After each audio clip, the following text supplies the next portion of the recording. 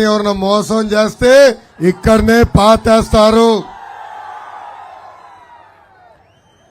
రాజులు ఏలిన నేల విజయనగరం జిల్లా.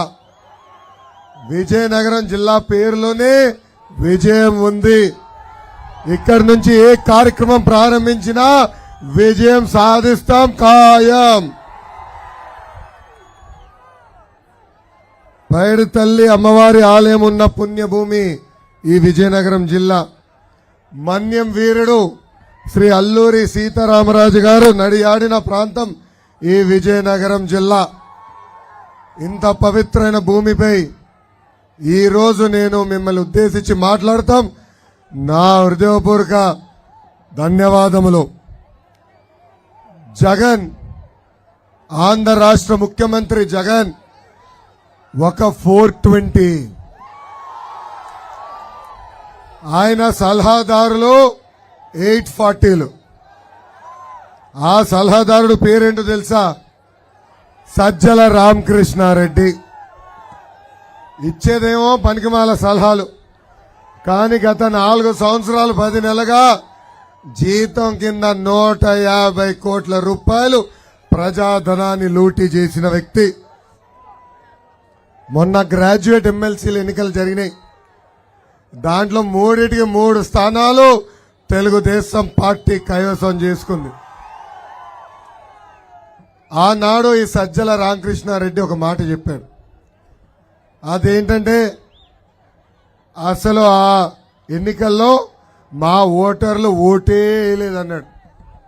అప్పుడు నాకు అర్థంలా ఈయన ఏం మాట్లాడుతున్నాడా అని. ఇప్పుడు అర్థమైంది, దొంగ ఓట్లు అప్పటికి ఎక్కించలేదు వీళ్ళు అని. ఆ ప్రభుత్వ సలహాదారుడికి కుటుంబానికి 2 ఓట్లు ఉన్నాయండి.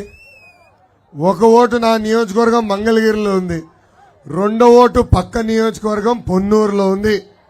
అంటే దొంగ ఓట్లు ఎక్కించుకుని గెలిచేదానికి ప్రయత్నిస్తుంది ఈ ప్రభుత్వం. ఆనాడే చెప్పా, తిరుపతి ఉప ఎన్నికలు ఈ ప్రభుత్వం గెలిచిందంటే దానికి కారణం వాళ్ళు ఎక్కించిన దొంగ ఓట్లు. ఆనాడే అధికారులకు హెచ్చరిక జారీ చేశా, ఎందుకయా మీరు తప్పు చేస్తున్నారు, మళ్ళీ మీరు మా రెడ్ బుక్ లో పేర్లు ఎక్కించుకోవాల్సిన అవసరం ఉంటుందని. ఇన్నలా తప్పులు చేశారు. ఇప్పుడు ఒక ఐఏఎస్ అధికారి సస్పెండ్ అయ్యాడు, డిఎస్పీ గారు సస్పెండ్ అయ్యారు, సిఐఎస్ఐలు కూడా సస్పెండ్ అయ్యే పరిస్థితికి ఈరోజు చూస్తున్నాం. ఆనాడే చెప్పా, ఎవరైతే అధికారాన్ని ఉల్లంఘించి ఏకపక్షంగా వ్యవహరిస్తారో వాళ్ళందరి పేర్లు ఈ ఎర్ర బుక్ లో రాసుకుంటానని. ఇప్పుడు వాళ్ళు చెప్తున్నా, అర్థమైందా రాజా? మొన్న నన్ను ఒక 4 కుర్రోలు కలిశారు.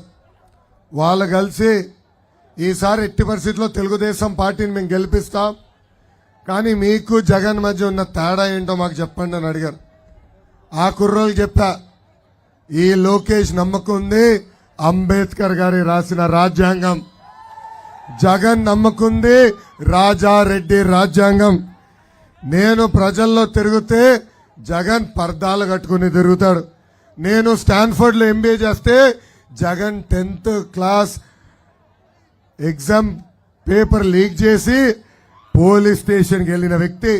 నాకు క్లాస్మేట్స్ ఉంటే జగన్కి జైలు మేట్స్ ఉంటారు.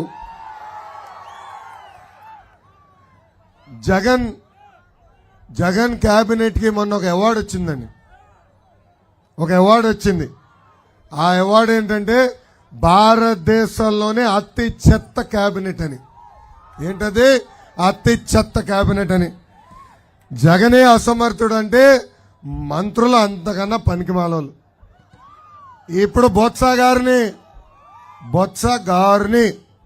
ఇప్పుడు లేపితే ఆయన ఏ శాఖ మంత్రి ఆయనకి తెలియదు.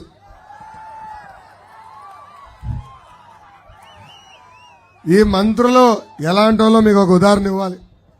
పొద్దున్న లేస్తే ఢిల్లీ చుట్టూ ఒక అప్పుల అప్పారావు తిరుగుతాడు. ఆయన పేరు బుర్రకథలు చెప్తున్నా బుగ్గన్న. ఆయన ఆర్థిక శాఖ మంత్రి. ఇంకొక ఆయనేమో ఇసుక గన్నులు దోచేసి మా చిత్తూరుకి జిల్లాకి చెందిన పాపాల పెద్దిరెడ్డి, ఇంకా ఏకంగా నకిలీ మద్యం